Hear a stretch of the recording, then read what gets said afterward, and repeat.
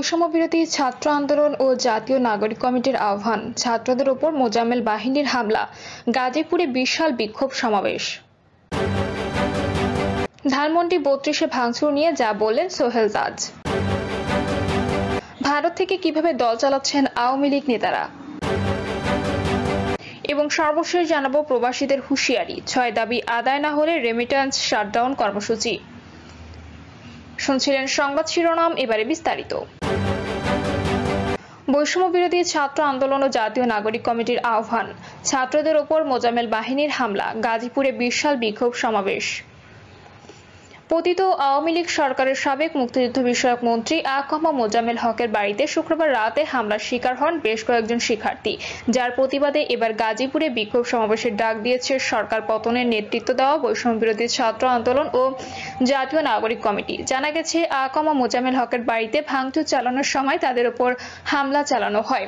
এতে বেশ কয়েকজন গুরুতর আহত হয়েছেন, যাদের মধ্যে ৫ জনকে উন্নত চিকিৎসার জন্য ঢাকা মেডিকেল কলেজ হাসপাতালে নিয়ে আসা হয়েছে। ধানমন্ডি ৩২-এর ভাঙচুর নিয়ে যা বললেন সোহেল তাজ।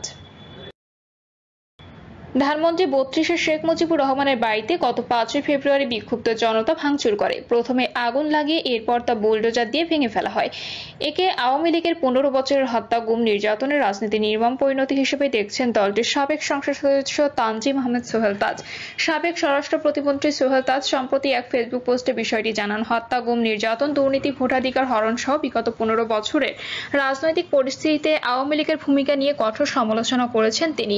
তার অভিমত, আওয়ামী লীগ জনরোষে পড়ার পরও শোধরায়নি, তারই পরিণতি ধানমন্ডি ৩২-এ ভাঙচুর। তিনি সে ভাঙচুরের খবরের স্ক্রিনশট দিয়ে ক্যাপশনে লেখেন, কি নির্মম পরিণতি, ১৫ বছরের হত্যা, গুম, খুন, নির্যাতন, নিপীড়ন, গণতন্ত্র ধ্বংস, ভোট অধিকার হরণ, দুর্নীতি, লুটপাট, লাখ লাখ কোটি টাকা অর্থ পাচার এবং জুলাই আগস্ট গণহত্যা করে আত্মোপলব্ধি, আত্মসমালোচনা, অনুশোচনা না করে ক্ষমা না চেয়ে আবার বিদেশে বসে এখন আন্দোলনের ডাক দিলে আর কি পরিণতি হতে পারে। পোস্টটি কাদের উদ্দেশ্য করেছেন তা জানিয়ে তিনি লেখেন, গণহত্যা, গুম, খুন, নির্যাতন, নিপীড়নকারী, দুর্নীতিবাজ, গণতন্ত্র হত্যাকারী, চোর মাফিয়াদের সমর্থনকারী, ব্রেন ওয়াশড নব্য কাওয়া বডি লীগ এর চামচাদের দৃষ্টি আকর্ষণ করছে। তিনি আরও লেখেন, নীতি আদর্শ বিচ্যুত খারাপ মানুষের প্রশংসা আমার প্রয়োজন নেই, আমি আপনাদের চিনি।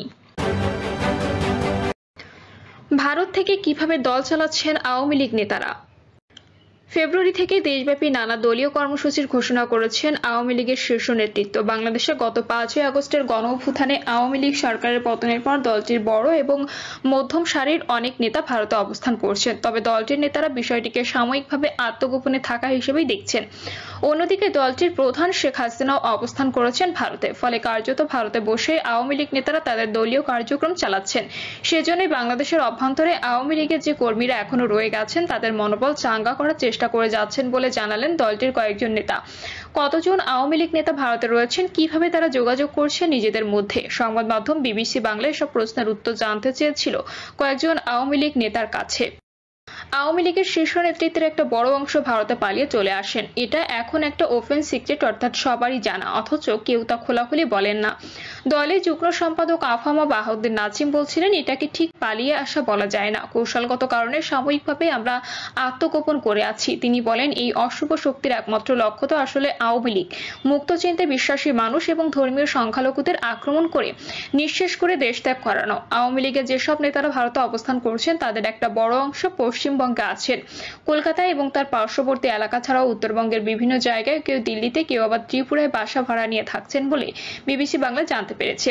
তবে ইউরোপ সহ অন্যান্য দেশেও আওয়ামী লীগের নেতাদের কেউ কেউ অবস্থান করছেন। এদের মধ্যে ৫ই আগস্ট শেখ হাসিনা দেশ ছাড়ার পরে চলে এসেছেন ভারতে, কেউ আবার কয়েক মাস পরে এসেছেন। বিভিন্ন সূত্র থেকে বিবিসি বাংলা জানতে পেরেছে যে প্রথম সারির বা ক্যাটাগরি ১ নেতাদের মধ্যে অন্তত ২০০ জন পশ্চিমবঙ্গে বাস করছেন। এই শ্রেণীর নেতাদের মধ্যে যেমন আছেন দল এবং সাবেক সরকারের শীর্ষ পদাধিকারী এবং মন্ত্রীরা, তেমনই আছেন প্রায় ৭০ জন সংসদ সদস্য। বাকিদের মধ্যে রয়েছেন অবসরপ্রাপ্ত সেনা অফিসার, পুলিশের সিনিয়র কর্মকর্তা, আওয়ামী লীগের অনেক জেলা সভাপতি, সম্পাদকরা, জেলা পরিষদের চেয়ারম্যান, মেয়র এবং আওয়ামী লীগের সহযোগী সংগঠনগুলির শীর্ষ নেতারা। এদের বেশিরভাগই নেতা, নেত্রী এবং নারী কর্মীরা খুবই কম আছেন এখানে। আবার অধিকাংশরই পরিবার এখানে নেই। বিবিসি বাংলাকে বলছিলেন এক নেতা, পশ্চিমবঙ্গ ক্যাটাগরি ১ নেতা এবং সরকার সরকারি কর্মকর্তারা ছাড়াও উপজেলা স্তরের সভাপতি, সম্পাদক, জুনিয়র এবং কম গুরুত্বপূর্ণ আওয়ামী লীগ নেতাদের সংখ্যাটা প্রায় 1000-এর কাছাকাছি বলে জানা যাচ্ছে। ভারতের বাইরে ইউরোপ সহ বিশ্বের নানা দেশেই আওয়ামী লীগ নেতা নেত্রীরা আছেন। শেখ হাসিনা সরকারের পতনের পরে কে কিভাবে বাংলাদেশ ছেড়েছে তা ব্যক্তিগত আলাপচারিতায় বিবিসির কাছে উল্লেখ করেছেন কয়েকজন আওয়ামী লীগ নেতা। তবে তারা সেই যাত্রাপথ নিয়ে আনুষ্ঠানিকভাবে কিছু বলতে চাননি। তবে ভারতীয় নিরাপত্তা এজেন্সি ও গোয়েন্দা সূত্রগুলোর কাছ থেকে বিবিসি আগেই জানতে পেরেছিল যে মেঘালয়, ত্রিপুরা এবং পশ্চিমবঙ্গের উত্তরাঞ্চলের সীমান্ত দিয়ে 5ই আগস্টের পরের কয়েকদিন আগে আওয়ামী লীগ নেতা ভারতে এসেছিলেন। পেট্রোপোল, বেনাপোলের মতো দক্ষিণবঙ্গের সীমান্ত চেকপোস্টগুলো কিছুটা এড়িয়ে চলা হয়েছে, কারণ ওই সীমান্তগুলো খুবই জনপ্রিয় এবং বহু মানুষের যাতায়াত থাকে সেগুলোতে। আওয়ামী লীগ নেতা ও সাবেক সংসদ সদস্য পঙ্কজ নাথ বলেন, আগস্টের 5 তারিখের পরে আমি আন্ডারগ্রাউন্ডে চলে যাই, ফোনও বন্ধ করে দিয়েছিলাম। তবে আমি দেশে ছিলাম। অক্টোবর মাসে আমি দেশ ছাড়ি। ঠিক কোন সীমান্ত নিয়ে আমি বেরিয়েছি সেটা বলবো না, কিন্তু পাহাড় জঙ্গলের মধ্য দিয়ে ভীষণ কষ্টকর পথ পাড়ি দিতে হয়েছে আমাকে। কয়েকটা শহর ঘুরে বর্তমান স্থানে রয়েছি আমি। আওয়ামী লীগের যুগ্ম সম্পাদক বাহাউদ্দিন নাসিম অবশ্যই আগস্টের 10 তারিখে দেশ ছেড়েছেন। তার আগে কয়েকটা দিন তিনি দেশে আত্মগোপন করেছিলেন। তার কথায় বাংলাদেশের যে কোনো জায়গা থেকে ভারতে আসতে সর্বোচ্চ কত সময় লাগতে পারে? 8-9 ঘন্টা। আমার সময় লেগেছে 2 দিন। 10 তারিখ রওনা হয়ে আমি সীমান্ত পেরোই 11 তারিখ। খুব গোপনে সীমান্তের কাছাকাছি পৌঁছই আমি। তবে যেখানে আমাকে কেউ চিনে ফেলতে পারে এই আশঙ্কা তৈরি হওয়ার জন্য এক সীমান্তে যেতে হয়। এই ভয়ও ছিল যে ভারতীয় সীমান্ত রক্ষীরা তো আমাকে চেনে না, কাঁটাতারের বেড়া পেরোনোর সময় যদি গুলি চালিয়ে দেয়। এভাবে নানা সময় আওয়ামী লীগ নেতারা ভারতে বা অন্য কোনো দেশে আত্মগোপন করে রয়েছে। পঙ্কজ নাথ বলেন, ইতোমধ্যে আমার মাতৃবিয়োগ হয়েছে ডিসেম্বরে। সারা জীবনের আক্ষেপ থেকে গেল যে দেশে গিয়ে মায়ের মুখাগ্নি করতে পারলাম না। আত্মগোপন করে থাকা অবস্থাতেই আমাকে মায়ের শ্রাদ্ধ শান্তি করতে হলো। ক্ষমতাচ্যুত প্রধানমন্ত্রী শেখ হাসিনা এবং তার বোন শেখ রেহানা দিল্লিতে আছেন। 5ই আগস্ট থেকে বাংলাদেশ বিমান বাহিনীর একটি বিমান তাদের নিয়ে দিল্লির উপকণ্ঠে হিন্টন বিমান ঘাঁটিতে পৌঁছিয়ে দেয়। শেখ হাসিনা সরকারের বিরুদ্ধে সবসময় একটা অভিযোগ উঠে এসেছে, তার সঙ্গে ভারতের বিশেষ সখ্যতা থেকেছে। তাই তিনি দেশ ত্যাগের পরে যে প্রথমে ভারতে আসবেন এটা কিছুটা স্বাভাবিক। তবে অন্য কোনো দেশে যে তিনি যাবেন না, দিল্লিতেই থেকে যাবেন আপাতত, এটা অনেকেই আন্দাজ করেননি হয়তো। আওয়ামী লীগের যুগ্ম সম্পাদক বাহাউদ্দিন নাসিম বলেন, নেত্রী নিরুপায় হয়ে ভারতে আসতে বাধ্য হয়েছেন। একটা চক্রান্তকারী অশুভ শক্তি তাকে ভারতে যেতে বাধ্য করে। আবার ভারতীয় আমাদের নিকটতম প্রতিবেশী এবং বন্ধু রাষ্ট্র। খুব কম সময় আমাদের দেশ থেকে এখানে এসে বসবাস করা যায়। তিনি বলেন, তবে এই তো প্রথমবার নয়। সে মুক্তিযুদ্ধের সময় তো লাখ লাখ মানুষ আমাদের দেশ থেকে ভারত চলে এসেছিল উদ্বাস্ত হয়ে।